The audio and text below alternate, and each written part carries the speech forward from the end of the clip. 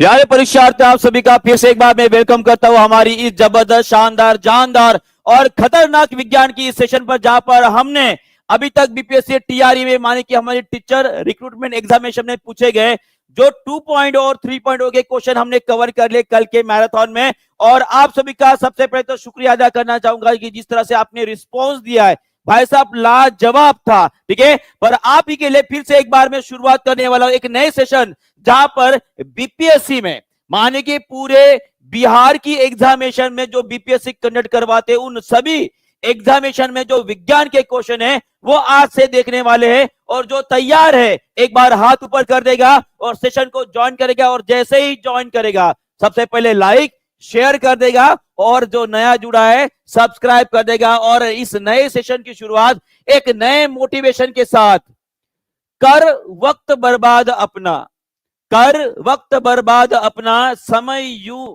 नहीं बिताना है, कर वक्त बर्बाद अपना, समय यूं नहीं बिताना है, कर मेहनत, कर मेहनत डट कर यूं सपने सच कर दिखाना है। और जो सपना अपना इस बार पूरा करना चाहता है वो सभी लोग एक बार फिर से बोलेंगे कि जब तक तोड़ेंगे नहीं छोड़ेंगे नहीं, और इस बार तोड़कर पूरा बीपीएससी का धुआं उड़ा देना है। क्या उड़ाना है? धुआं। तो चलो शुरुआत करते उसी धुएं को। सबसे पहले क्वेश्चन, भाई साहब धुआं उड़ा दो, इसका इसका धुआं उड़ा दो, जो बीपीएससी एलडीसी में 2022 में पूछा गया क्वेश्चन है। चलिए बताइए। अभी हम कंसेप्ट वाइज जाने वाले, ये बात सभी लोग ध्यान में रखेंगे और जबरदस्त तरीके से आंसर करते रहेंगे। चलिए जी,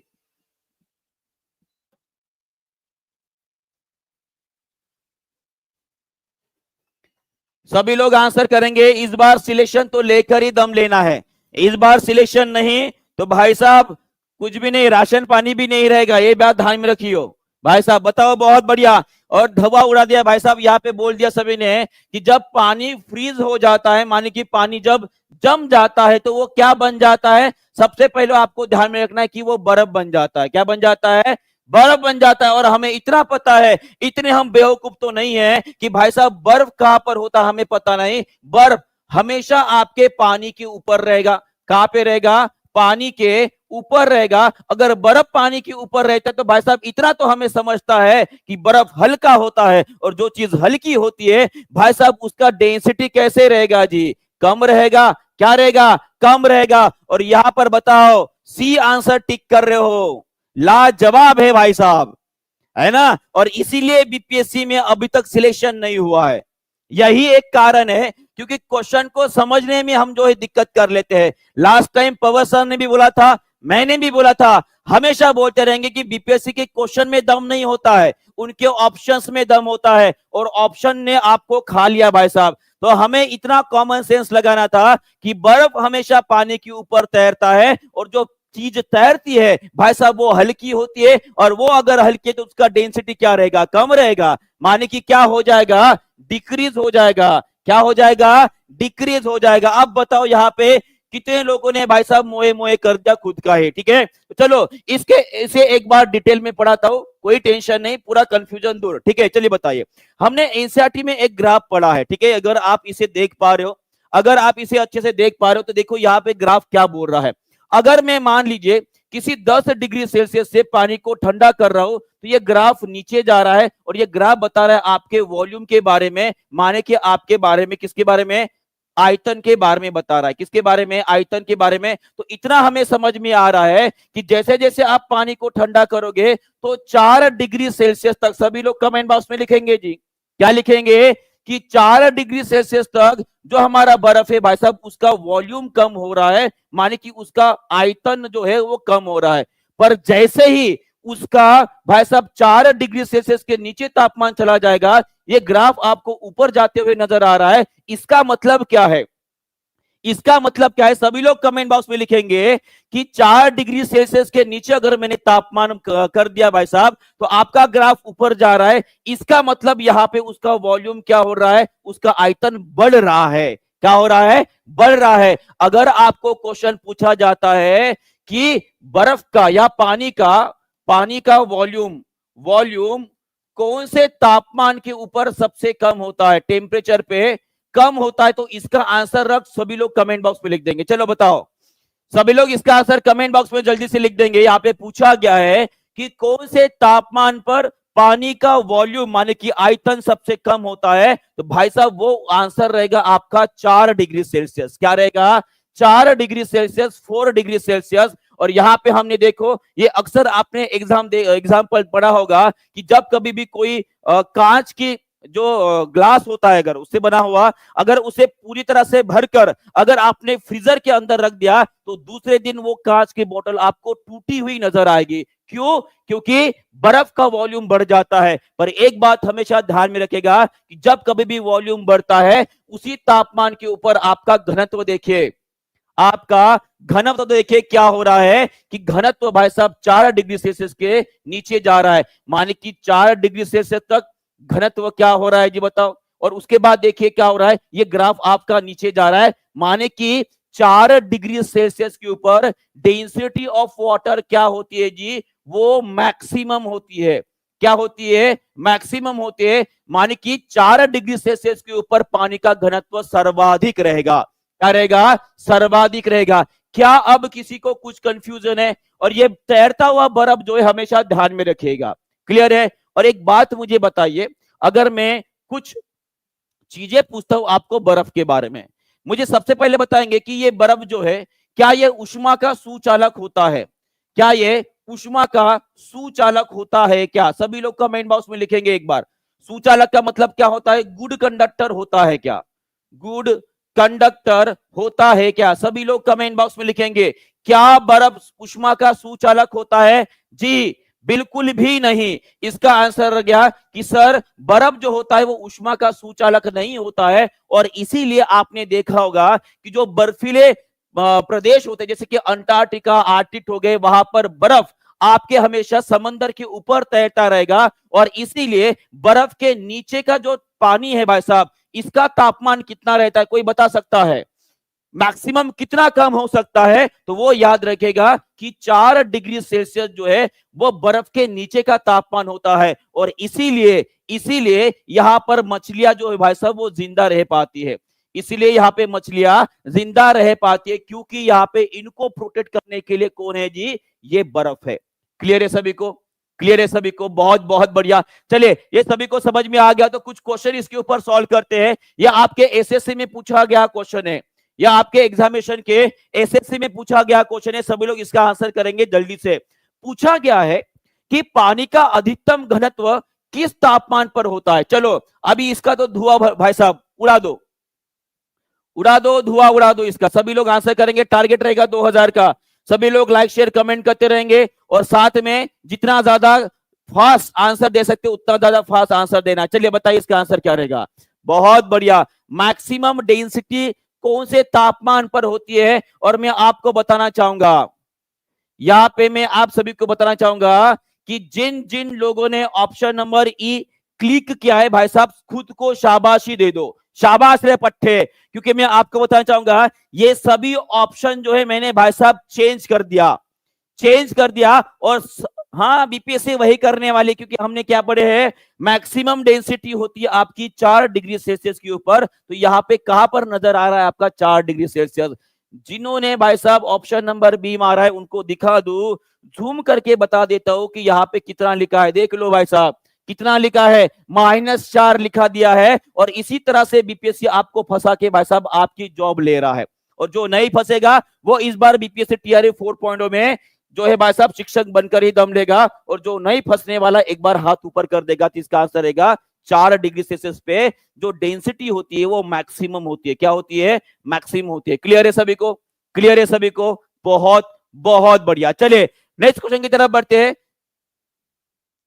इसका आंसर कर देंगे सब लोग, इसका आंसर कर देंगे। पानी के विषम व्यवहार के कारण बर्फ पानी पर तैरता है, क्यों?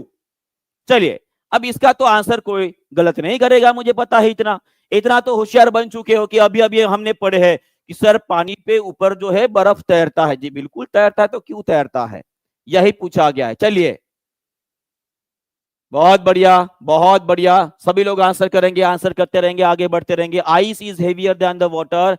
Ice has a higher density. देखिए जब कभी भी डेंसिटी अगर ज्यादा होती है तो वो चीज जो है भारी होती है, हेवियर बोल जाए तो होगा ही नहीं। तो यहाँ पे आंसर क्या रहेगा जी, इसकी डेंसिटी क्या रहेगी, कम रहेगी। डेंसिटी क्या रहेगी, कम रहेगी। तो इसका आंसर क्या आएगा, ऑप्शन नंबर सी। क्या रहेगा, option number C is the correct answer. Clear है सभी को? चलिए बहुत बहुत बढ़िया। और चलिए आगे बढ़ते हैं, आगे बढ़ते चलिए इसका भी आंसर कर देंगे। निम्नलिखित में से कौन सा जल के विषम विस्तार का परिणाम है? Which of the following phenomena is a result of anomalous expansion of water? चलिए जी आंसर, उदाहरण पूछे गए हैं कि जो एनोमिलस बिहेवियर ऑफ वाटर, जिसे हम जल का विषम व्यवहार के नाम से जानते हैं, उसके एप्लीकेशंस क्या क्या है। सबसे पहला बोला गया है कि ठंडे क्षेत्रों में पाइप फट जाते हैं। जी बिल्कुल फट जाते हैं। क्यों फट जाते होंगे, क्योंकि हमने पढ़े हैं कि जैसे ही पानी का तापमान 4 डिग्री सेल्सियस के नीचे चला जाएगा भाई साहब, इसका क्या बढ़ेगा, इसका आयाम, इसका जो है आयतन जो है, इसका आयतन जो है वो बढ़ जाता है, मान लीजिए इसका वॉल्यूम बढ़ जाता है। और जिस तरह से वॉल्यूम बढ़ने लगता है भाई साहब, उसके अंदर के जो पाइप्स होते हैं भाई साहब वो फट जाएंगे। और उसी तरह से floating of iceberg in the ocean ये भी रहेगा, क्योंकि हमने अभी अभी पढ़े हैं कि जो बर्फ होते हैं भाई साहब वो पानी के ऊपर तैरते हैं। उसी तरह से सर्वाइवल ऑफ एक्वेटिक लाइफ, ये भी अभी अभी हमने आपको बताया था कि जो बर्फ होता है भाई साहब वो बैड कंडक्टर ऑफ हीट होता है, माने कि उष्मा का कुचालक होता है। और उसीलिए पानी के अंदर की जो उष्मा प्रेजेंट है वो हवा में नहीं चली जाती है और पानी फिर से बर्फ बनने से बच जाता है। और उसी के वजह से उस बर्फ के नीचे आपको बाकी जानवर जो है सेफ नजर आते हैं। तो ऑप्शन नंबर क्या आएगा, option number D. Option number D मतलब एक से अधिक जो है वो आपका सही उत्तर रहेगा। क्लियर है जी सभी को? क्लियर है सभी को? चलिए बहुत बहुत बढ़िया, आगे बढ़ते हैं। और ये हमने अभी अभी पढ़े, चलिए इसका भी आंसर कर देंगे। पूछा गया कि पानी का घनत्व कब घटता है। ये क्वेश्चन आपके यूपीएससी में पूछा गया क्वेश्चन है। सिर्फ मैंने इसके ऑप्शन चेंज कर दिए, मैंने बस इसके ऑप्शन चेंज कर दिए। पानी का घनत्व कब घटता है, इसके ऑप्शन देखिए, ऑप्शन देखकर आप चौंक जाओगे। यूपीएससी में ऐसे ही क्वेश्चन नहीं पूछे जाते हैं। चलो बताओ इसका आंसर क्या रहेगा, पानी का घनत्व कब घटता है। तापमान दिया गया है आपको, उस तापमान के हिसाब से आपको आंसर करना है। यहां पे बोला गया है जब मैं पानी को 0 से 4 डिग्री सेल्सियस तक अगर गर्म करूंगा। यहां पर देखो भाई साहब, अगर मैं 4 डिग्री सेल्सियस से 0 से लेकर 4 डिग्री सेल्सियस तक अगर गर्म करूंगा तो भाई साहब यहाँ पे आपको ग्राफ जो है ऊपर जाते हुए नजर आ रहा है, मान लीजिए घनत्व बढ़ेगा। उसी तरह से अगर it cooled from the 4 to 0, मान की 4 से अगर 0 तक मैं ठंडा करूंगा तो ऑब्वियसली ग्राफ नीचे जाएगा। मान के आंसर क्या आना चाहिए, ऑप्शन नंबर बी आना चाहिए। और कितने लोगों ने सही उत्तर किया है जी, कितने लोगों ने सही उत्तर किया है, बहुत बहुत बढ़िया। तो इसका आंसर क्या आएगा, option number B is the correct answer. बहुत बहुत बढ़िया। चलो आंसर करेंगे सभी लोग। एक बात मुझे बताइए, यहाँ पे थर्ड ऑप्शन दिया गया है कि मैंने पानी को 4 डिग्री सेल्सियस से लेकर 100 डिग्री सेल्सियस तक क्या किया, हीट किया है, माने कि इसे गर्म किया है। तो एक बात मुझे बताइए, एक बात मुझे बताइए, यहाँ पे पानी के घनत्व के ऊपर क्या असर होगा, जिसे हम बोलेंगे डेंसिटी। क्या बोलेंगे, डेंसिटी। और इसी तरह से इसके आयतन के ऊपर असर क्या होगा, जिसे बोलेंगे हम वॉल्यूम। क्या बोलेंगे, वॉल्यूम। बढ़ेगा कि घटेगा, बस इतना बता दो। अगर मैंने 4 डिग्री सेल्सियस के आके पानी को हीट कर दिया तो उसका घनत्व क्या होगा, बढ़ेगा कि घटेगा। चलिए जी सभी लोग आंसर करेंगे। 4 डिग्री सेल्सियस के आगे अगर मैं पानी को हीट कर रहा हूं, माने कि उसे गर्म कर रहा हूं, तो उस टाइम पे पानी का घनत्व माने कि डेंसिटी क्या होगी, बढ़ेगा या घटेगा। बहुत बहुत बढ़िया। और यहाँ पे जितने लोगों ने बढ़ेगा ये उत्तर दिया है, इंक्रीज होगा ये उत्तर दिया है, ये एग्जैक्टली करेक्ट रहेगा। करेक्ट रहेगा भाई साहब। कैसे बढ़ेगा घनत्व, कैसे बढ़ेगा, अरे यार ये गलत है, ये गलत है। और यहाँ पे जितने लोगों ने बोला है गए काम से। अरे यहाँ पे दिख रहा है आपको, देखो 4 डिग्री सेल्सियस के आगे जैसे ही आपका तापमान गया है, ये ग्राफ देखिए नीचे जा रहा है ना, ये ग्राफ कहां जा रहा है, नीचे जा रहा है। अगर ग्राफ नीचे जाएगा तो ऑब्वियस है ये घनत्व बढ़ेगा कैसे भाई, ये कैसे बढ़ेगा, ये कम होगा ना, कम होगा। ओके, कम होगा। और यहाँ पे 99.99 बच्चों ने भाई साहब गलत आंसर दिया है। इसका मतलब ये समझ में आ रहा है कि आपका फिजिक्स में हाथ कितना तंग है ना। और हाँ, हो गया, क्लियर है, क्लियर है, बहुत बढ़िया। और उसी तरह से अगर मैं आयतन की बात करूं, अगर मैं आयतन की बात करूं तो आयतन क्या हो जाएगा, आयतन क्या हो जाएगा, वॉल्यूम बढ़ेगा ना। थर्मल एक्सपांशन जिसे बोलते हैं, क्या बोलते हैं, थर्मल एक्सपांशन। तो इसका आंसर क्या आएगा जी, आयतन बढ़ेगा, आयतन बढ़ेगा और डेंसिटी कम होगी। 4 डिग्री सेल्सियस के आगे की बात कर रहा हूं, क्लियर है, क्लियर है। हाँ, वॉल्यूम बढ़ेगा और डेंसिटी घट जाएगी। ओके, क्लियर है। चलो इसके ऊपर कुछ क्वेश्चन मैं कल फिर से लेकर आऊंगा, इस टॉपिक को फिर से कल एक बार रिवाइज करेंगे, ठीक है। चलो नेक्स्ट टॉपिक की तरफ चलते हैं, इसका आंसर कर देंगे सभी लोग। इसका आंसर क्या रहेगा, जल्दी जल्दी। Which function is perform by the ovary, अंडाशय द्वारा कौन सा कार्य किया जाता है। और एक बात याद रखिएगा कि इस बार हमारे बीपीएससी की एग्जामिनेशन में जो टीआरई की होने वाली है, टीआरई 4.0 होनी है, यहां से एक ना एक क्वेश्चन, एक दो ह्यूमन हार्मोन्स जो होते हैं, हार्मोन्स जो होते हैं इसके ऊपर आएगा, पक्का बता रहा हूं। जो ह्यूमंस हार्मोन्स होते हैं उसके ऊपर एक क्वेश्चन आने वाला है, सभी लोग इसके ऊपर थोड़ा सा जो है याद रखेंगे, क्लियर है।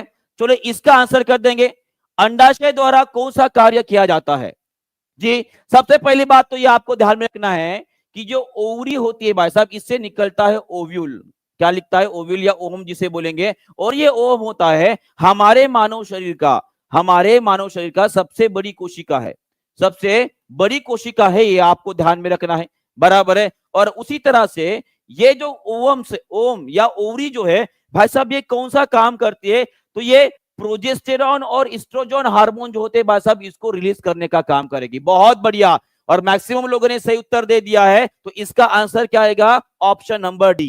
क्या आएगा, ऑप्शन नंबर डी, माने कि प्रोजेस्टेरॉन और एस्ट्रोजन, ये इनको हम क्या बोलते हैं जी, इन दोनों हार्मोन्स को हम क्या बोलते हैं, इनको बोलते हैं हम फीमेल सेक्स हार्मोन। क्या बोलते हैं, फीमेल सेक्स हार्मोन के नाम से इन्हें जाना जाता है। माने कि महिलाओं के अंदर जो लिंग परिवर्तन और बाकी चीजें होती है भाई साहब, लिंग लिंग परिवर्तन मतलब क्या होता है कि उनके अंदर जो चेंजेस आते हैं, और उसी तरह से उनके अंदर जो महिलाओं से रिलेटेड जितनी भी क्रियाएं एक्टिविटीज होती है, उन सभी को कंट्रोल करने का काम कौन करता है, प्रोजेस्टेरॉन और एस्ट्रोजन करता है। क्लियर है जी, क्लियर है। चलिए बहुत बढ़िया, थोड़ा सा इसके बारे में जान लेते हैं, हमारे एनसीईआरटी में क्या लिखा गया है। अगर मैं बात करता हूं हमारी फीमेल रिप्रोडक्टिव सिस्टम की, तो यहाँ पे जो प्रोडक्शन ऑफ एग, जिसे हम ओवा भी बोलते हैं, क्या बोलते हैं, ओवा बोलते हैं, और इसे बनाने का काम और इसे रिलीज करने का जो प्रोसेस होते हैं उसे हम ओव्यूलेशन बोलते हैं। क्या बोलते हैं, ओव्यूलेशन बोलते हैं। और इनको जो हार्मोन्स कंट्रोल करते हैं, वो यहाँ पे सीधा नाम लिखा गया है, एस्ट्रोजन एंड प्रोजेस्टेरॉन। क्या लिखा गया है, एस्ट्रोजन एंड प्रोजेस्टेरॉन। क्लियर है यहाँ पे, यहाँ पे क्लियर है। इसके बारे में थोड़ी सी डिटेल जानने की कोशिश करते हैं कि कैसे क्या होता है। सभी लोग तैयार है क्या, आकाश जी, उस क्वेश्चन को मैं फिर से एक बार रिपीट करूंगा, टेंशन ना लीजिए, उसे फिर से एक बार रिपीट करूंगा, ठीक है। हाँ, ये क्लियर हो गया है। चलो इसके बारे में थोड़ा जानते हैं, और ये कुछ हार्मोन से महिलाओं के अंदर पाए जाते हैं, उसको भी थोड़ा सा देख लेते। चलो पहला क्वेश्चन है यहाँ पे, पहला होता है FSH हार्मोन।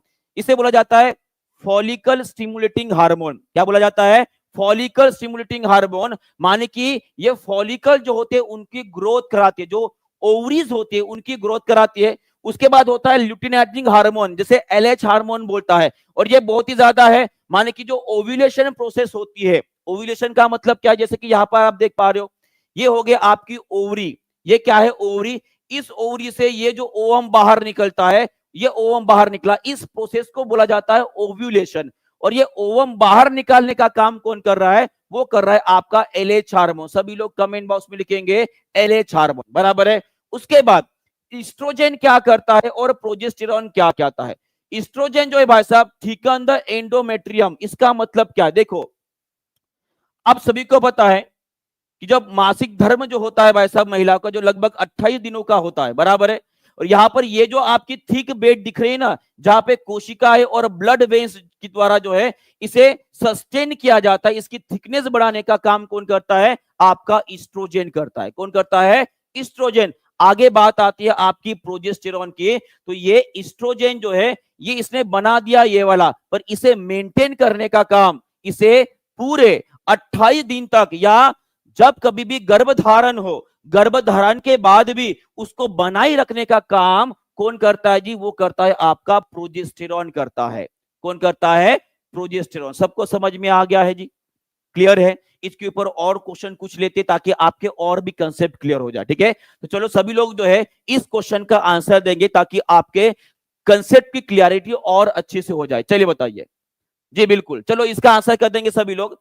निम्नलिखित में से कौन सा हार्मोन महिलाओं के द्वितीयक यौन लक्षणों के विकास के लिए मुख्य रूप से जिम्मेदार होता है? चलिए बताइए जी। जो सेकेंडरी चेंजेस आते हैं, सेक्सुअल कैरेक्टर जो डेवलप होते हैं फीमेल बॉडी के अंदर, उनको मुख्य रूप से जिम्मेदार कौन होता है? चलिए, यहाँ पे कुछ लोग जो है थोड़ी गड़बड़ी करने वाले, मुझे पता है। हमारे एनसीईआरटी में क्या लिखा गया उसका आंसर क्या होना चाहिए ये भी आप सभी को क्लियर करना चाहूंगा। और यहाँ पे बहुत सारे लोग जो है सही उत्तर दे रहे हैं। ठीक है, यहाँ पे इसका आंसर जो रहेगा आपका ईस्ट्रोजेन रहेगा। क्या रहेगा? Oestrogen is the main hormone जिसके वजह से महिलाओं के अंदर जो सेकेंडरी चेंजेस होते हैं वो आते हैं। क्लियर है? सेकेंडरी चेंजेस आप सभी को पता है। ठीक है, सेकेंडरी चेंजेस। और उसी तरह से ये नेक्स्ट क्वेश्चन देखो, इससे इसमें कुछ बात आपको ध्यान में रखना है। ईस्ट्रोजेन जो होता है भाई साहब वो सेकेंडरी चेंजेस जो है वो कराता है। सेकेंडरी चेंजेस का मतलब क्या है? जैसे ही भाई साहब आप 9वीं और 10वीं कक्षा में चले जाते हो, आपके बाल संवरना शुरू हो जाएगा। लड़कियों का लिपस्टिक लगाना भाई साहब, फेयर एंड लवली लगा के अच्छे से पाउडर लगाना, बन ढन कर आना, और भाई साहब बच्चों की थोड़ा सा आवाज भारी हो जाता है। ये सभी कुछ चेंजेस जो है वो कराता है महिलाओं के अंदर। ठीक है, महिलाओं के अंदर ईस्ट्रोजेन कराता है। क्लियर है?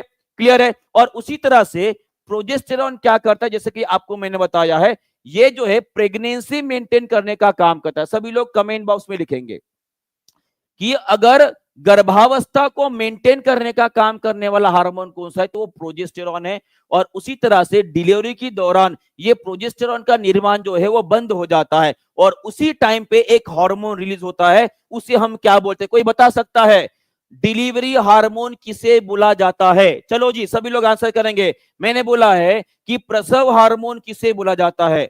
प्रसव हार्मोन किसे बोला जाता है? सभी लोग कमेंट बॉक्स में लिखेंगे। उसका नाम क्या जी? उसका नाम है ऑक्सीटोसिन। उसका नाम क्या है? ऑक्सीटोसिन। अब जब ऑक्सीटोसिन रिलीज होना शुरू हो जाता है महिलाओं के शरीर के अंदर, उस टाइम पे प्रोजेस्टेरॉन बनना जो है बंद हो जाएगा। क्लियर है जी? क्लियर है?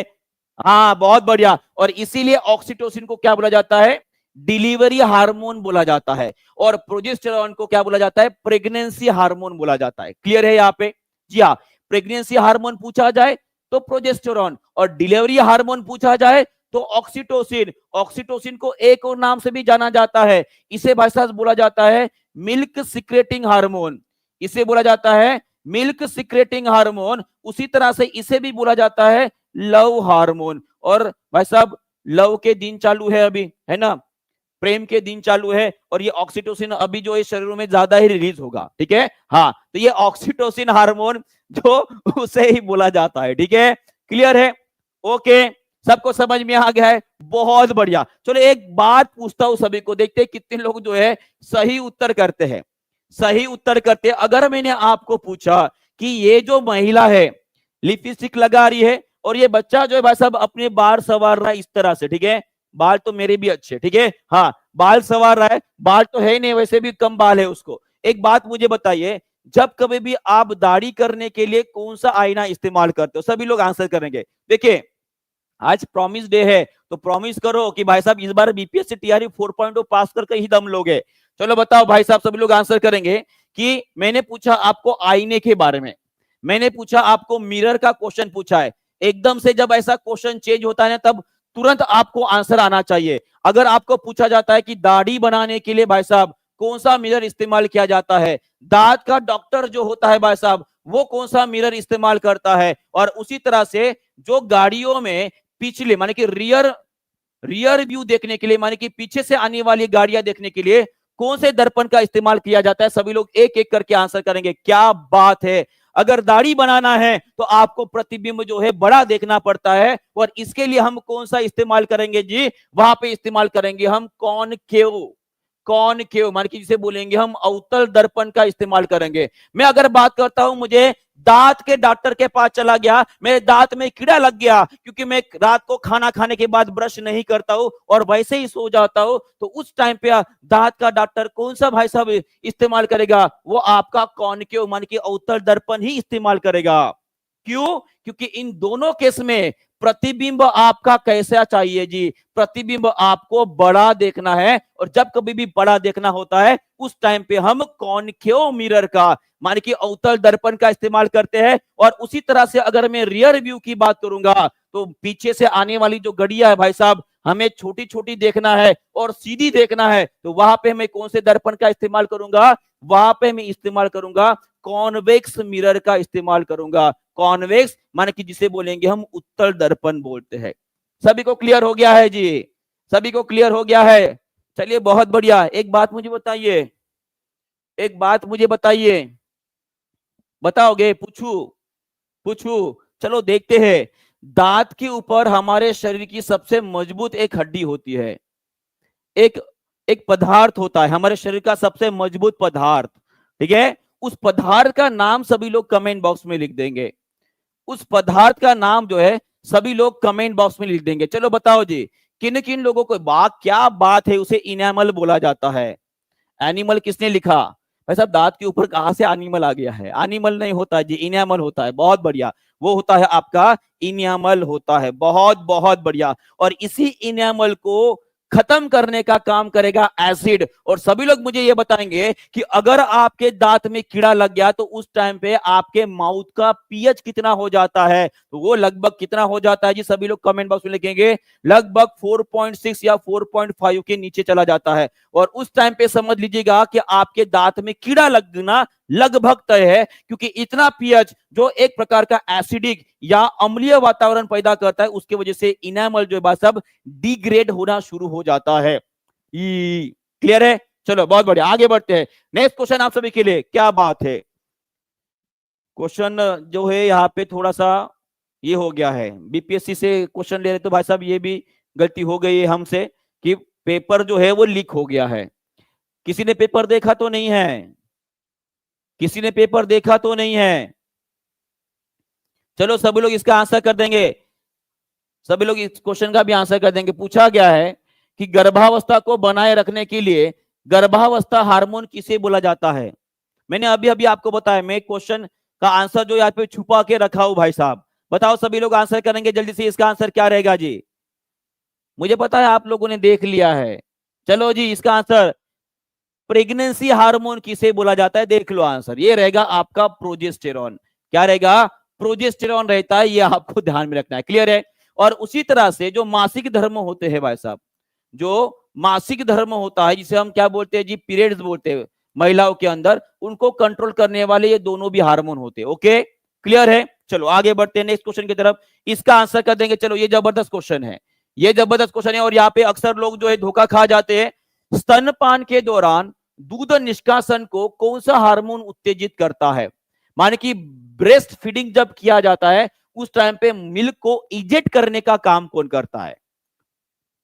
चलो जी, और यहाँ पे मैं देख पा रहा हूं कि सभी के चौके छक्के लग गए हैं।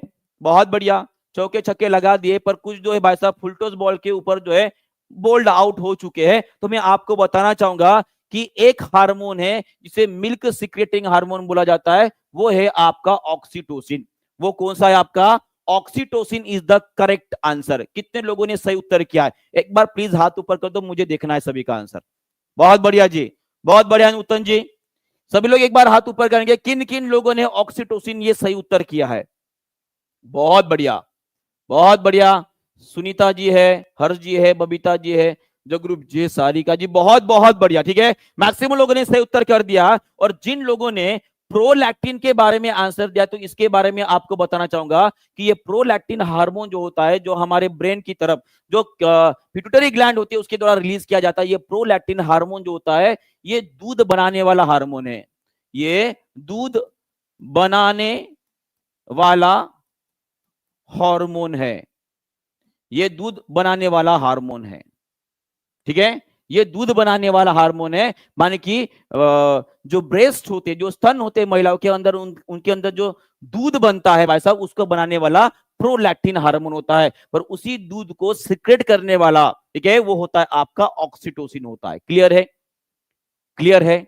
बहुत बढ़िया, बहुत जबरदस्त आंसर। चलो नेक्स्ट क्वेश्चन की तरफ बढ़ते हैं, इसका भी आंसर, पर उसके पहले मैं कुछ बातें मैं आपको क्लियर करना चाहूंगा कि ये ऑक्सीटोसिन हार्मोन जिसे लव हार्मोन और बाकी चीजों के नाम से हमने जाना है, पर ये निकलता कहां से है, इसका सोर्स क्या है, तो मैं आपको बताना चाहूंगा कि हमने एक नाम पढ़ा है, अगर आपको याद आ रहा होगा, कि masters of master gland, master of masters gland, masters gland किससे बोला जाता है? सभी लोग एक बार कमेंट बॉक्स में लिखेंगे, देखते हैं कितने लोगों को याद आता है। मास्टर ऑफ मास्टर्स ग्लैंड किसे बोला जाता है? कौन है वो? कौन है वो? पहचानो, कौन है वो है आपका हाइपोथैलेमस। वो कौन है आपका?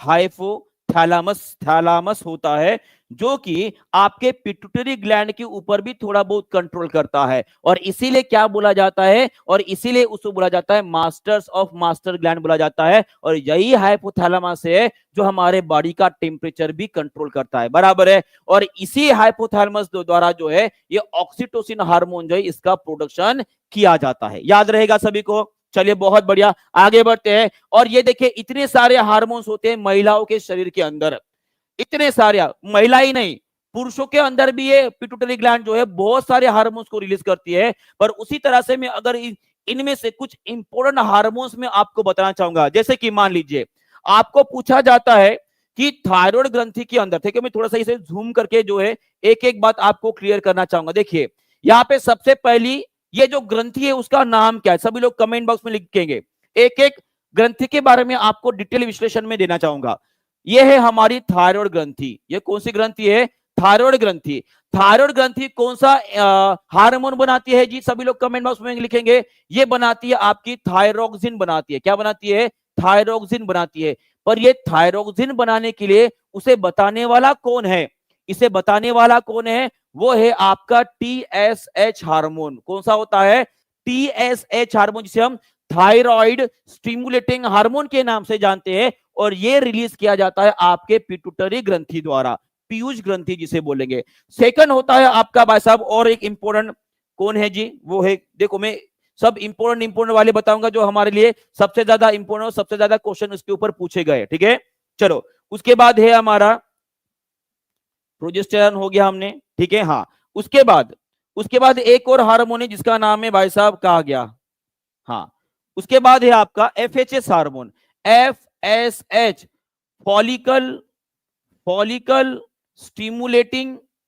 स्टिमुलेटिंग हार्मोन, ठीक है। और ये हार्मोन जो होता है वो महिलाओं के शरीर के अंदर और पुरुष के शरीर के अंदर, दोनों के अंदर रिलीज होता है। ये क्या करता है? ये फॉलिकल स्टिमुलेटिंग हार्मोन जब रिलीज किया जाता है आपके पीयूष ग्रंथि द्वारा, तो जो हमारे टेस्टिस होते हैं, जो गोनेड्स होते हैं भाई साहब, जो जिसे हम वृषक के नाम से जानते हैं, उनके ऊपर वो ऐड करेगा और वहां पे बनेगा आपका टेस्टोस्टेरोन। और इस टेस्टोस्टेरोन को हम क्या बोलते हैं जी? ये मेल सेक्स हार्मोन है, मान कि पुरुषों के अंदर जो उनका लिंग निर्धारित करने वाला और लिंग विषयक जो भी उनके अंदर चेंजेस आते हैं, वो सभी को कंट्रोल करने वाला एंजाइम या हार्मोन जिसे बोलेंगे, वो है आपका टेस्टोस्टेरोन। कौन है? टेस्टोस्टेरोन। किसके द्वारा कंट्रोल किया जाता है? इनडायरेक्टली कंट्रोल किया जाता है, पिट्यूटरी माने कि पीयूष ग्रंथि द्वारा रिलीज किया जाता है, ठीक है। और उसके बाद सेकंड जो आपको यहाँ पे नाम नजर आ रहा है, वो आपको यहाँ पे GH हार्मोन जो है वो दिख रहा होगा। ये GH का मतलब क्या है? इसे बोला जाता है ग्रोथ हार्मोन। इसे बोला जाता है ग्रोथ हार्मोन। ये ग्रोथ हार्मोन क्या कराता है? हमारे शरीर की वृद्धि कराता है। क्या कराता है? हमारे शरीर की वृद्धि कराता है। और ये जब रिलीज होता है हमारे शरीर के अंदर, उस टाइम पे हमारे शरीर की ऊर्जा की जरूरत और कैल्शियम और विटामिन डी की जरूरत बढ़ जाती है। सभी लोग कमेंट बॉक्स में लिखेंगे, जब ग्रोथ हार्मोन हमारे शरीर में रिलीज होना शुरू हो जाता है, जो जनरली एक पर्टिकुलर एज में ही होता है, बराबर है। आपने देखा होगा कि अगर आपकी ग्रोथ हो रही है तो लगभग पुरुषों की जो ग्रोथ होती है, जो हाइट बढ़ती है, वो लगभग 22-23 तक बढ़ती है, 21 पकड़ लो मैक्सिमम। महिलाओं की अगर मैं बात करूंगा तो लगभग 18-19 के एज तक जो उनकी हाइट बढ़ती है, तो ये हाइट बढ़ाने का काम कौन करता है? ये ग्रोथ हार्मोन करता है। क्लियर है? क्लियर है? Happy birthday Javed. अच्छा चलिए, जावेद जी का बर्थडे है तो सभी लोग जो है जावेद को हैप्पी बर्थडे बोल देंगे। हैप्पी बर्थडे जावेद जी, आपको बहुत बहुत शुभकामनाएं आपके बर्थडे के ऊपर, और आशा करते कि अगला बर्थडे जो है आप गवर्नमेंट टीचर बनकर अपने विद्यार्थियों के साथ मनाएंगे। ठीक है, चलो बहुत बहुत बढ़िया। ठीक है, ये पूरे के पूरे इंपॉर्टेंट हार्मोन्स हो गए। चलिए आगे बढ़ते हैं, कुछ नया क्वेश्चन देखते हैं। बीपीएससी टीआरई 2.0 2023 में पूछा गया क्वेश्चन है, ये क्वेश्चन उस दिन रह गया था। चलो बताओ, इसका आंसर करेंगे सभी लोग। अवतरण दिवस दिवस की बहुत बहुत शुभकामनाएं जी, बिल्कुल बहुत बहुत शुभकामनाएं। ठीक है ये जो आपका अवतरण हुआ है, इस अवतरण के ऊपर सभी आपके भाई बंधु, माता पिता, बहन, जो भी है भाई साहब, सब जो है बड़ा प्राउड फील करेंगे जब आप गवर्नमेंट टीचर बन जाओगे। ठीक है, बस वही एक आशा रखना है अभी। ठीक है, भगवान के पास कुछ मांगना है तो भाई साहब वही मांगना कि भाई मुझे बना दो, इस बार जो मेरी मेहनत को फल दे दो। तो इसका आंसर करेंगे सभी लोग। काले फेफड़े किसे बोला जाता है और कहां पर करने वाले काम? इसे ऑक्यूपेशनल डिसीज बोला जाता है। ये जो डिसीज होते हैं ना, इनको बोला जाता है ऑक्यूपेशनल डिसीज।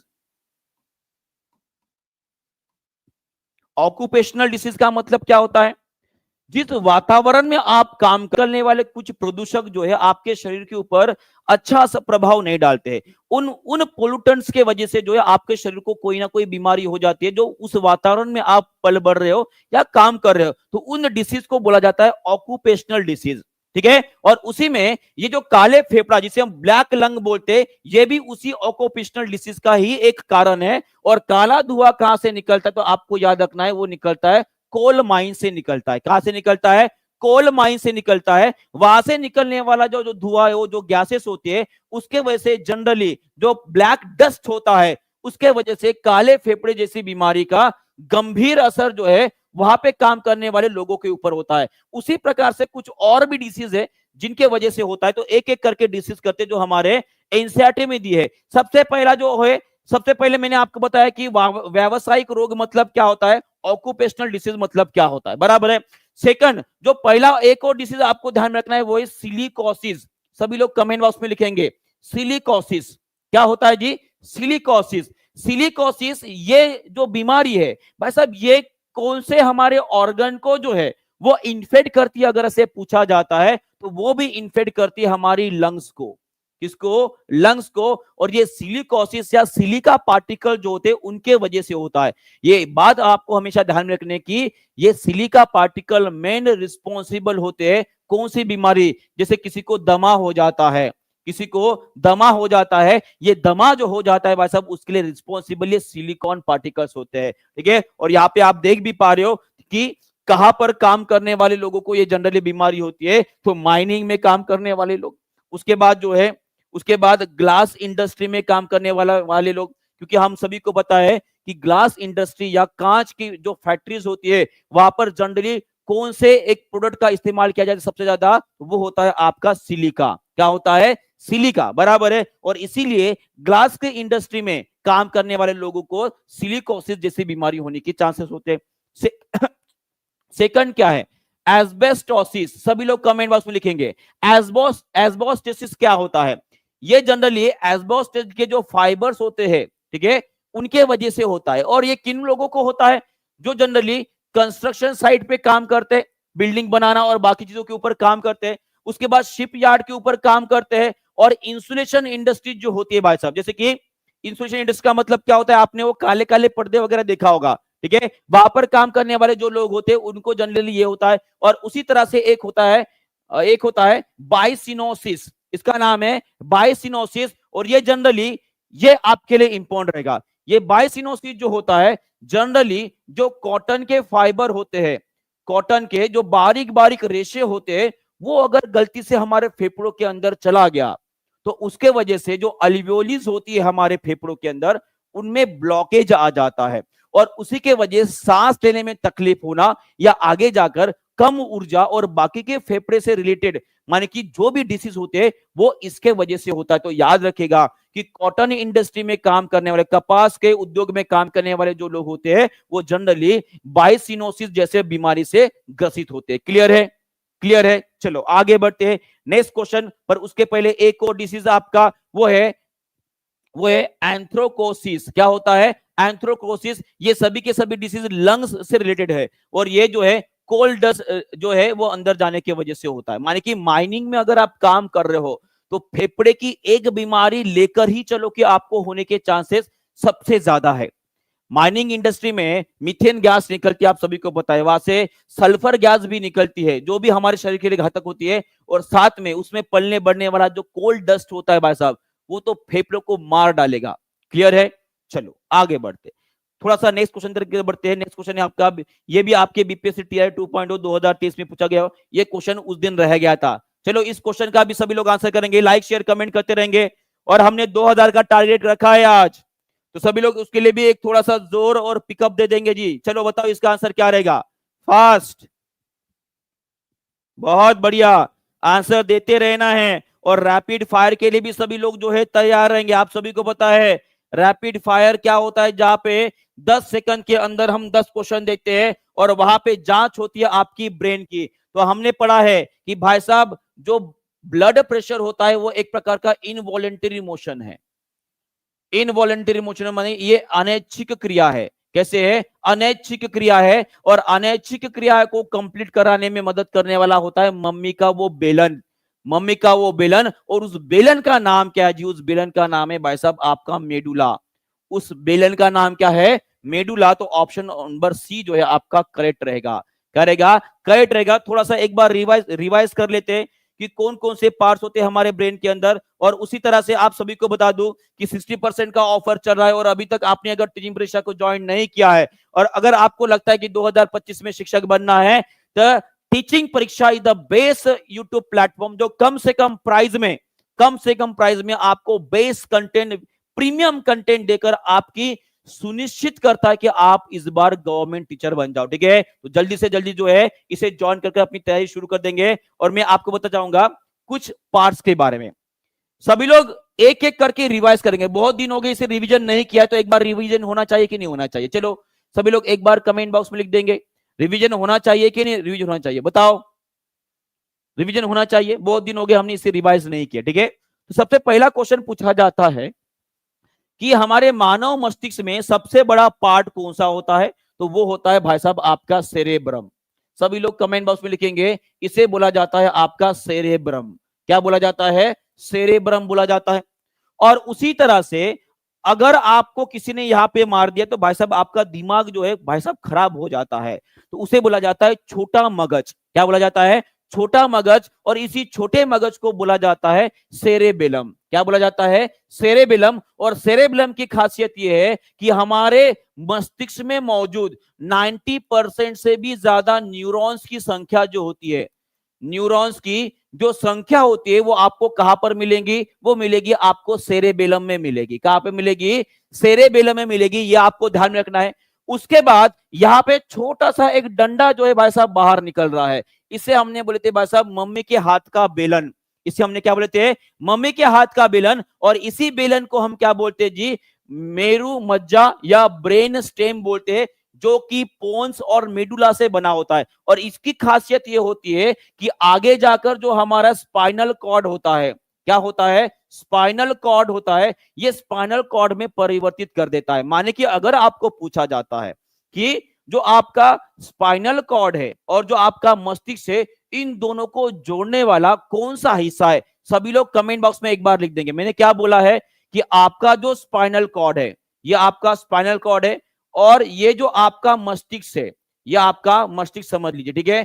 इस मस्तिष्क को जोड़ने वाला ये जो पार्ट है, इस पार्ट को क्या बोला जाता है? इसे ब्रेन स्टेम बोला जाता है, या इसे हम पोन्स मेडुला के नाम से भी जानते हैं। क्या बोलेंगे?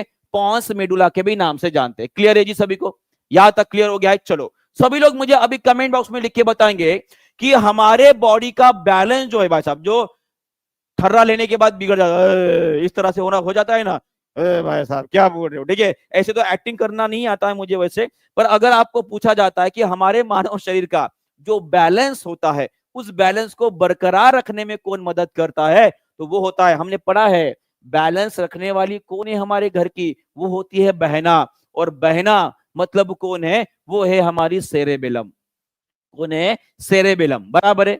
उसी तरह से अगर आपको पूछा जाता है कि हमारे शरीर के अंदर जो वॉलेंटरी और इनवॉलेंटरी मोशंस होते हैं, माने कि जो ऐच्छिक और अनैच्छिक क्रिया होते हैं, तो अनैच्छिक क्रियाएं माने कि जो हमें करने तो नहीं होती है पर भाई साहब होती रहती है, करनी पड़ती है जबरदस्ती, उनको क्या बोला जाता है, उनको कंट्रोल करने वाला ब्रेन का हमारा कौन सा पार्ट है, तो वो कौन सा पार्ट रहेगा जी, चलो सभी लोग आंसर करेंगे।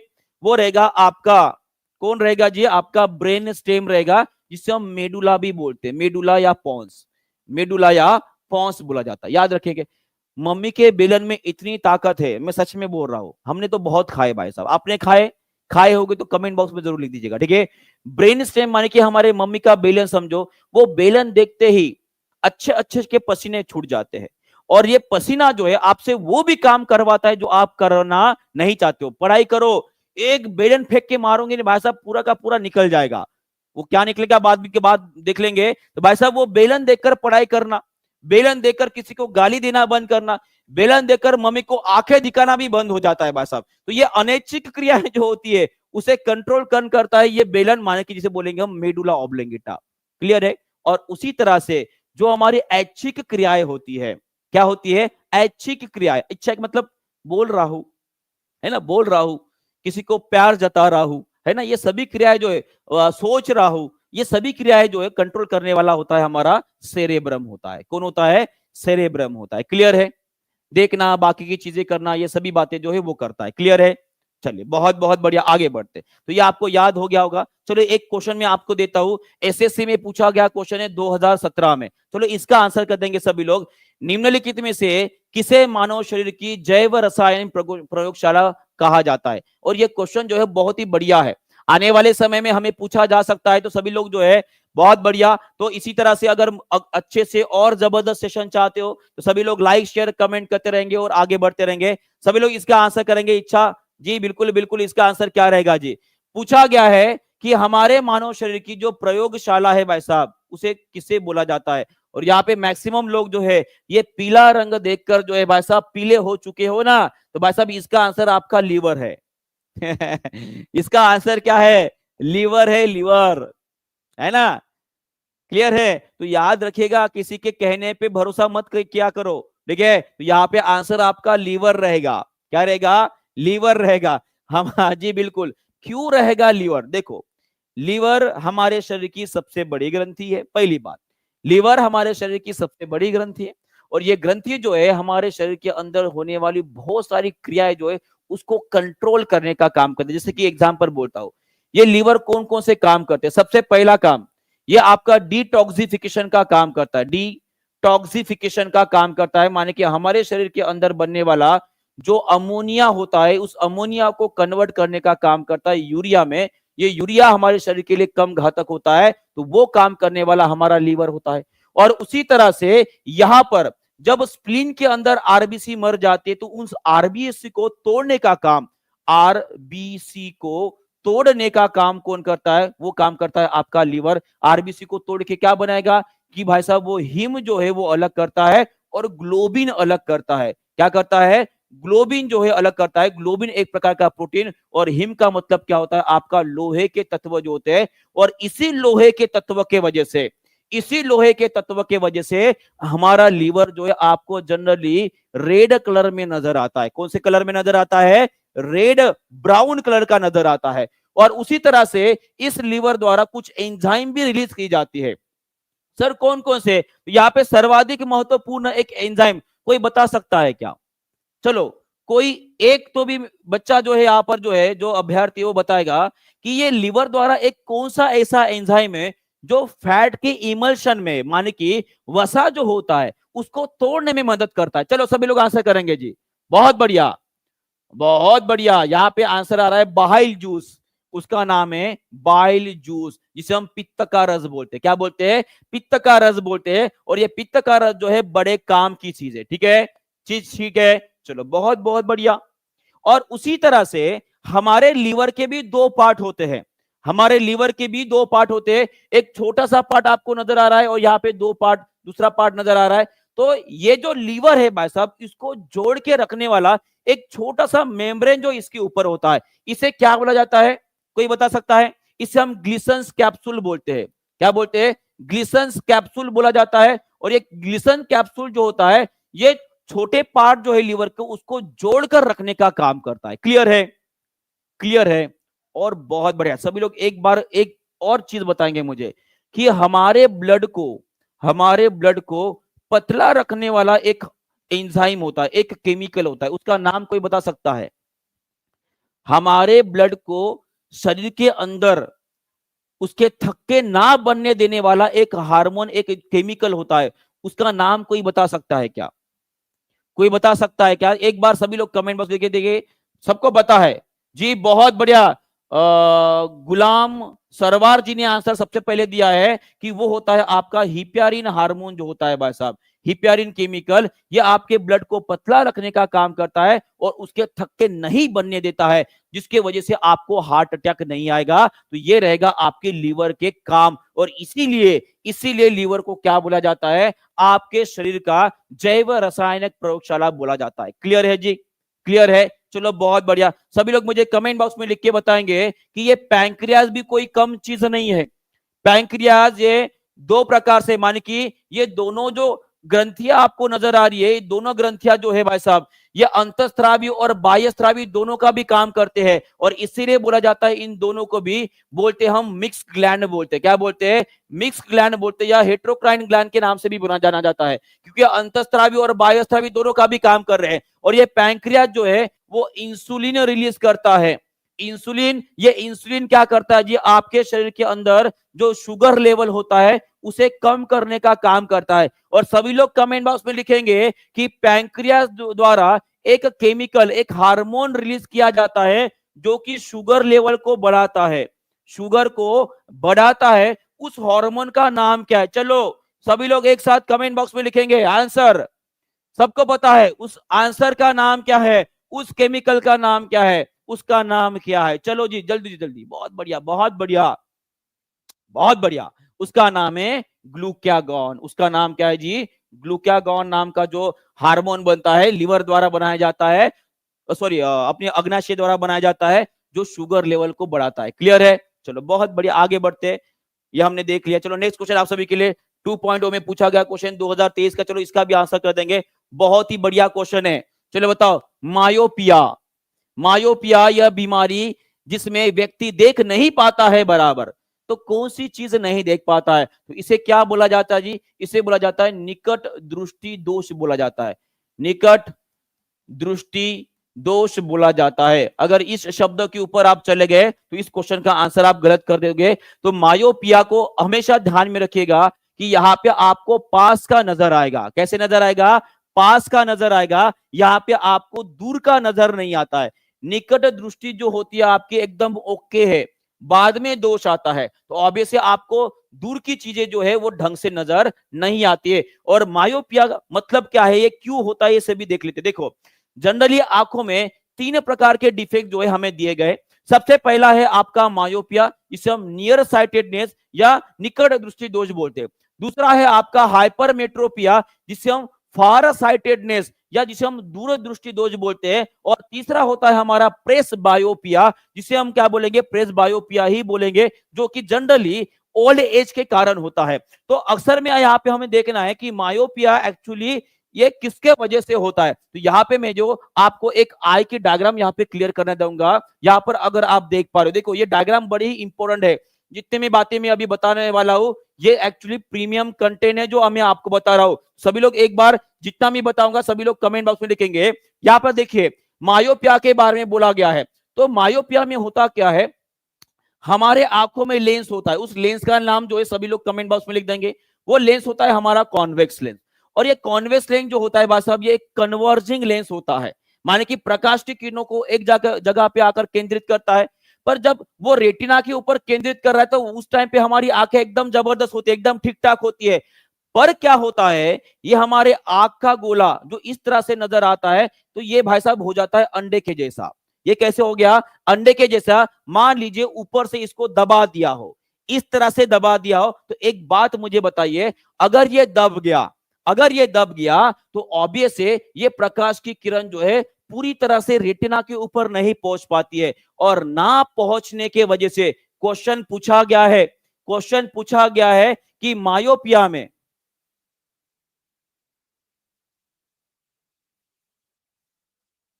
क्लियर है?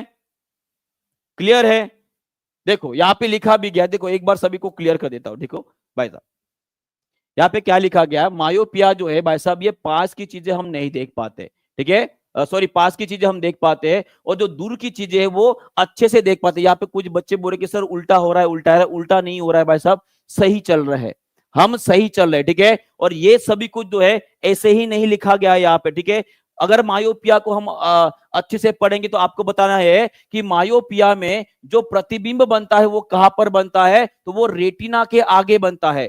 कहां पे बनता है? रेटिना के सामने बनता है। और जब इस रेटिना के सामने बनने वाला प्रतिबिंब जो है उसे मुझे अगर आगे लेकर जाना है, उसे मुझे अगर आगे लेके जाना है, माने कि मुझे यहाँ पे यूज करना पड़ेगा ये डाइवर्जिंग लेंस, जो क्या करेगा? जो पहले हमारी प्रकाश की किरण यहां पर इकट्ठा हो रही थी, उसे, उस प्रकाश की किरणों को हम दूर लेकर जाकर सीधा रेटिना के ऊपर डालने का काम करेंगे। माने कि यहां पे मैं इस्तेमाल करूंगा डाइवर्जिंग लेंस। किसका? Diverging lens. और सभी लोग कमेंट बॉक्स में लिखेंगे कि इस डाइवर्जिंग लेंस का नाम क्या है? जो प्रकाश की किरण एक जगह पर जमा नहीं, मतलब उसे दूर दूर भेजने का काम करेगा। चलिए बताओ, चलिए सभी लोग आंसर करेंगे, इसका आंसर क्या रहेगा? डाइवर्जिंग लेंस का नाम क्या है? इसे हम क्या बोलेंगे? इसे बोलेंगे भाई साहब कॉनकेव लेंस बोलेंगे। क्या बोलेंगे? कॉनकेव लेंस इसे बोला जाता है। इसे ही बोलेंगे हम अवतल लेंस। क्या बोलेंगे? अवतल लेंस। तो यहाँ पे भाई साहब दो क्वेश्चन बन गए आपके। दो क्वेश्चन कौन से बन गए? देखो पहला क्वेश्चन ये है कि जब किसी को मायोपिया हो जाता है, जब किसी को मायोपिया हो जाता है तो मायोपिया में जो प्रतिबिंब बनता है, जो प्रतिबिंब बनता है वो कहां पर बनता है जी? वो बनता है आपके रेटिना के, रेटिना के सामने बनता है। कहां पे बनता है? रेटिना के सामने बनता है। दूसरा क्वेश्चन ये बनता है कि मायोपिया को अगर हमें दुरुस्त करना है, ठीक करना है, तो वहां पे हम कौन से लेंस का इस्तेमाल करेंगे? तो उसका आंसर लोग सभी लोग कमेंट बॉक्स में लिख देंगे, क्योंकि याद रखिएगा लेंस हमारे लिए बहुत ही ज्यादा इंपॉर्टेंट टॉपिक है जिसके ऊपर अक्सर क्वेश्चन पूछा जाता है। और साथ में ह्यूमन आई के ऊपर इस बार पक्का बोल रहा हूं, एक तो मायोपिया, हाइपरमेट्रोपिया या प्रेस बायोपिया के ऊपर क्वेश्चन पूछने के चांसेस बहुत ज्यादा बड़े हैं। तो लेंस कौन सा इस्तेमाल करेंगे? बहुत बढ़िया, वो रहेगा आपका कॉनकेव लेंस। याद रहेगा सभी को? चलो बहुत बढ़िया, आगे बढ़ते हैं। और अभी हम लेने वाले हैं रैपिड फायर। अभी हम लेने वाले हैं रैपिड फायर। तो रैपिड फायर के लिए भाई साहब सभी लोग तैयार हो जाएंगे। कहां गए हमारे रैपिड फायर? क्वेश्चन तो बहुत सारे थे, ठीक है? हाँ, रैपिड फायर के लिए जो तैयार है बंदा एक बार हाथ ऊपर करके खड़ा कर देगा और बताएगा कि सर हम रॉकेट में बैठकर जो है वो जंप लगाने के लिए बिल्कुल तैयार है। तो चलो सभी लोग जो है रैपिड फायर के लिए तैयार हो जाएंगे। क्लियर है? क्लियर है? चलो बहुत बहुत बढ़िया। तो सभी लोग एक एक क्वेश्चन का आंसर करेंगे रैपिड फायर में। चलो बताओ, सबसे पहला क्वेश्चन जो बीपीएससी टीआई 2.0 में पूछा गया है, ये क्वेश्चन हमने पहले भी पढ़े हैं। चलो बताओ इसका आंसर क्या रहेगा? तैयार हो ना? चलो बताओ। फर्स्ट, टीन के डब्बों में, टीन बोला, ठीक है, जिंक, टीन के डब्बों में खाना पैक किया जाता है पर टीन की परत चढ़ी होती है, जिन है तो जिंक की क्यों नहीं होती है? तो इसका आंसर कर देंगे सभी लोग। बहुत बढ़िया। यहां पे हमने पढ़े कि जिंक जो होता है वो ज्यादा रिएक्टिव, ज्यादा प्रतिक्रियाशील होता है, मान के ऑप्शन नंबर बी। बहुत बढ़िया। चलो नेक्स्ट क्वेश्चन की तरफ बढ़ते हैं। सेकंड क्वेश्चन आप सभी के स्क्रीन के ऊपर ये रहा। चलो इसका भी आंसर कर देंगे सभी लोग। सभी लोग आंसर करेंगे कि निम्नलिखित में से कौन सा फोटो इलेक्ट्रिक उपकरण डिजिटल अनुप्रयोगों में के लिए सबसे उपयुक्त होता है, माने कि best suited for the digital application device जो फोटो इलेक्ट्रिक पे काम करता है, तो वो रहेगा आपका फोटोवोल्टाइक सेल। क्या रहेगा? Photovoltaic cell is the correct answer. चलो सेकंड क्वेश्चन हो गया। थर्ड क्वेश्चन आप सभी के लिए, इसका भी आंसर कर देंगे जल्दी से। बताओ इसका आंसर क्या रहेगा? Fast. The electric fuse works on, जो इलेक्ट्रिक फ्यूज होता है वो कौन से सिद्धांत के ऊपर काम करता है? Most important question, most important question. चलो बताओ इसका आंसर फास्ट, जल्दी जल्दी, अरे जल्दी जल्दी आंसर करो, क्या कर रहे हो? नेट खत्म हो गया क्या? भूल गए हो? इसका आंसर रहेगा आपका heating effect of electric current. क्या रहेगा? Heating effect of electric current is the correct answer. Clear है? चलो आगे बढ़ते हैं, नेक्स्ट क्वेश्चन की तरफ बढ़ते हैं। चौथे नंबर का क्वेश्चन आप सभी के लिए, बताओ चौथे नंबर का क्वेश्चन आप सभी के लिए, सभी लोग इसका भी आंसर कर देंगे। Which of the following is a warm blooded animal? निम्नलिखित में से कौन सा जानवर गर्म खून वाला होता है? क्रोड होता है, क्रोकोडाइल होता है, मछली होती है, भाई साहब क्या होता है? चलो सभी लोग आंसर करेंगे जी। गर्म खून वाला जानवर कौन सा है? बहुत बढ़िया, यहां पे जो है मैक्सिमम लोग जो है बिल्कुल बिल्कुल सही बात बोले आपने। देखो टोड माने की होता है मेंढक का ही एक जात होती है, क्रोकोडाइल आता है आपके रेप्टाइल्स में माने की सरीसृप में आती है, फिश भाई साहब कहां पे आएगी? वो फिश में आएगी। तो हमने पढ़े हैं कि भाई साहब BMW याद कर लो, BMW याद करो। बी माने होते हैं बर्ड्स, एम माने होते हैं मैमल्स माने की स्तनधारी, जो भी पंछी होती है और जो स्तनधारी होती है वो गर्म खून वाले होते हैं। तो यहाँ पे कोई भी पंछी नहीं है, ना ही कोई मैमल है, तो आपका आंसर ऑप्शन नंबर ई आएगा। क्या आएगा? ऑप्शन नंबर ई जो है सही उत्तर रहेगा। पांचवें नंबर के ऊपर चलते, चलो बताओ इसका आंसर। भाई साहब ये क्वेश्चन इतने बार पूछा गया है, ये क्वेश्चन इतने बार पूछा गया कि क्या बताओ। ये क्वेश्चन को अगर मैं कितने बार पूछा गया है लगाऊंगा ना, एक स्लाइड कम पड़ जाएगी। चलो सभी लोग मुझे आंसर करेंगे इसका। ड्राई आइस, ड्राई आइस जी, बहुत बढ़िया। ये सॉलिड कार्बन डाइऑक्साइड होता है। क्या होता है? सॉलिड कार्बन डाइऑक्साइड होता है। बहुत बढ़िया। चलो छठवें नंबर की तरफ बढ़ते हैं। छठवें नंबर का क्वेश्चन आपका, चलो बताओ इसका आंसर क्या रहेगा। ओजोन के बारे में कुछ बताया गया है, तो चलो बताओ इसका आंसर। ये अभी अभी बीपीएससी टीआरई 3.0 के री एग्जाम में पूछा गया क्वेश्चन है। टीआरई 3.0 री एग्जाम में पूछा गया क्वेश्चन है। देखते हैं कितने लोग जो इसका सही उत्तर कर पाते हैं। चलो जी, बहुत बढ़िया। और सही उत्तर दिया है सबसे पहला, चला गया, वो कौन था पता नहीं है। बहुत बढ़िया जी, यहाँ पे सही उत्तर आ रहे मैक्सिमम लोगों के। तो देखो सबसे पहली बात कि ये it absorb the high wavelength radiation, ये गलत बात रहेगी। वो हाई वेवलेंथ नहीं, शॉर्ट वेवलेंथ जो है भाई साहब उसे एब्जॉर्ब करती है। हमने पढ़े कि ये यूवी रेस को, अल्ट्रा वायलेट रेडिएशन जो है उनको एब्जॉर्ब करती है। और अल्ट्रा वायलेट के बारे में हमने क्या पढ़े हैं कि ये अल्ट्रा वायलेट जो है भाई साहब ये शॉर्ट वेवलेंथ, शॉर्ट वेवलेंथ और हाई फ्रीक्वेंसी वाली, हाई यानी कि ज्यादा आवृत्ति वाली जो है प्रकाश की किरणें होती है। It is most stable, stable नहीं होती है जी, वो स्टेबल होती है क्या जी? बिल्कुल भी नहीं। It is found in mesosphere, ये भी गलत है। सभी लोग कमेंट बॉक्स में लिखेंगे ओजोन लेयर कहां पर पाया जाता है। जी बिल्कुल आपका सही उत्तर है इसका ऑप्शन जो ऑप्शन नंबर सी है। सभी लोग मुझे बताएंगे कि ओजोन लेयर कौन सी परत में पाया जाता है। चलो सभी लोग आंसर करेंगे इसका, सभी लोग इसका आंसर कमेंट बॉक्स में जरूर लिखेगा, सभी लोग इसका आंसर कमेंट बॉक्स में जरूर लिखेंगे। ये आप सभी के लिए होमवर्क रहेगा कि हमारा जो ओजोन लेयर होता है हम वातावरण की कौन सी परत में पाया जाता है। ठीक है, तो ये छठवां नंबर का क्वेश्चन हो गया। सातवें नंबर का क्वेश्चन आप सभी के लिए, बताओ इसका आंसर क्या रहेगा। फास्ट, सभी लोग इसका आंसर करेंगे फास्ट। पूछा गया है कि pollutants responsible for the acid rain, माने कि जो अम्लीय वर्षा होती है उसके लिए जिम्मेदार प्रदूषक कौन कौन से होते हैं। चलो बताओ, जल्दी जल्दी आंसर करेंगे। सातवें नंबर का क्वेश्चन यहां पे ले रहा हूं, सभी लोग जल्दी से आंसर करेंगे और आगे बढ़ेंगे। इसका आंसर क्या रहेगा? अम्ल वर्षा, अम्लीय वर्षा जहां पे आपको कौन से एसिड मिलते हैं, कौन से एसिड बनते हैं इसके बारे में लिखेंगे। इसका पीएच मान कितना होता है वो लिख देंगे, और इसके वजह से हमारे प्राकृतिक जो संसाधन है, ठीक है, उसके बारे में लिखेंगे। और अम्लीय वर्षा, अम्लीय वर्षा, अम्लीय वर्षा कौन से पदार्थ के ऊपर जो है सबसे ज्यादा कारक होता है जिसकी वजह से उसे कैंसर बोला जाता है। ठीक है, चलो ये भी सभी लोग आंसर करेंगे। तो इसका CO2 और SO2 दोनों भी आंसर रहेगा, माने कि आंसर रहेगा आपका ऑप्शन नंबर डी। क्या आएगा? Option number D is the correct answer. चलो सातवें नंबर का क्वेश्चन यहां पे कंप्लीट होता है। आठवें नंबर का क्वेश्चन आप सभी के लिए, बताओ इसका आंसर क्या रहेगा जल्दी से। Which of the following is not an endocrine gland? पूछा गया है कि कौन सी एक अंतःस्रावी ग्रंथि नहीं है, कौन सी एक अंतःस्रावी ग्रंथि नहीं। सभी लोग कमेंट बॉक्स में जल्दी से लिखेंगे निम्नलिखित में से कौन सी ग्रंथि एक अंतःस्रावी ग्रंथि नहीं है। जल्दी जल्दी, बहुत बढ़िया। कौन सी एक नहीं है? थायराइड ग्रंथि, पिट्यूटरी ग्रंथि या लैक्रिमल? तो आपका आंसर आएगा ये लैक्रिमल, अश्रु ग्रंथि। और ये कौन से ऑर्गन में हमें पाई जाती है, इसका आंसर जो है आप कमेंट बॉक्स में लिख दोगे।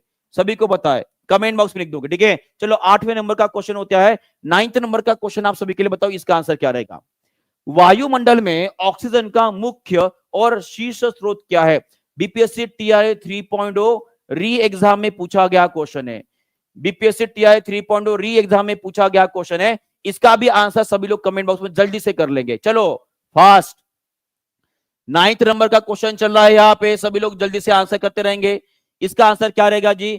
फोटोसिंथेसिस बाय फॉरेस्ट वगैरह नहीं होता है, तो इसका आंसर क्या रहेगा। जो ओशियनिक प्लांट्स होते हैं उनके द्वारा निर्माण किया गया ऑक्सीजन जो है सर्वाधिक होता है। और उस प्लांट्स का नेम क्या है, एक बार प्लीज कमेंट बॉक्स में लिख देंगे।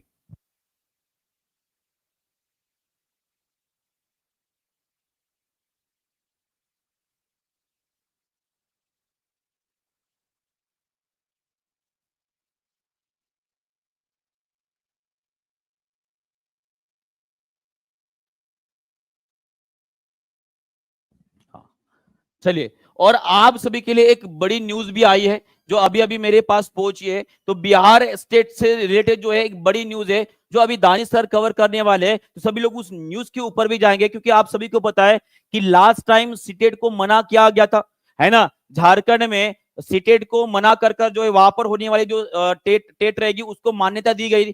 तो उसी तरह से हमारे बिहार में होने वाली जो स्टेट होती है, एग्जाम होती है, उसके बारे में एक न्यूज आई है जो आप सभी के लिए बहुत ही ज्यादा इंपॉर्टेंट है। उसको अभी सर कवर करने वाले, सभी लोग उसके ऊपर जाएंगे। तो इसका आंसर रहेगा आपका ये, और इसका नाम सभी लोग कमेंट बॉक्स में लिख देंगे। और उसी तरह से ये 10th नंबर का क्वेश्चन जो है आप सभी के लिए यहाँ पर है। निम्नलिखित में से कौन सा एक पौधा हार्मोन है, माने कि पौधों के अंदर पाए जाने हार्मोन। और कल जो है मैं प्लांट्स हार्मोन के ऊपर भी क्वेश्चन लाऊंगा। कल हम पढ़ने वाले प्लांट हार्मोन के बारे में, उसके बाद हमारी डाइजेस्टिव सिस्टम के बारे में, उसके बाद जो विभिन्न इफेक्ट्स होते हैं हमारे इलेक्ट्रिक करंट के, उसके बारे में पढ़ेंगे। तो ये सभी टॉपिक जो हम कल कवर करेंगे। और साथ में हमारा ब्रेन और हमारी रेस्पिरेटरी सिस्टम जो होती है उसके ऊपर भी हम कल क्वेश्चन देखने वाले हैं। तो कल सभी लोग आ जाएंगे कि किस तरह से बीपीएससी की वेरियस एग्जामिनेशन में इसके ऊपर क्वेश्चन पूछा गया है। तो इसका आंसर जो है आप कमेंट बॉक्स में लिख दोगे, और उसी तरह से आपको कितने मार्क्स मिले हैं इस 10 में से वो भी कमेंट बॉक्स में, ठीक है। तो बहुत सारे होमवर्क, बहुत सारी रिवीजन, और इसका एक ही मतलब है कि आप इस बार बीपीएससी टीआरई 4.0 का धुआं उड़ाने वाले हो। तो जो धुआं उड़ाने वाला है कमेंट बॉक्स में लिखेगा कि सर इस बार मैं, अपना नाम लिखिएगा कि मैं कुलदीप इस बार बीपीएससी के धुएं को धुआं उड़ा के उड़ा दूंगा भाई साहब, ठीक है। और लिख देगा उसी जोश में, उसी होश में। मिलते हैं कल अपनी उसी तरह से जोशीले भरे विज्ञान की सेशन में, ठीक है। चलो bye bye, goodbye, God bless you all. और सभी लोग लाइक शेयर कमेंट करते रहेंगे, ठीक है। चलो बाय बाय।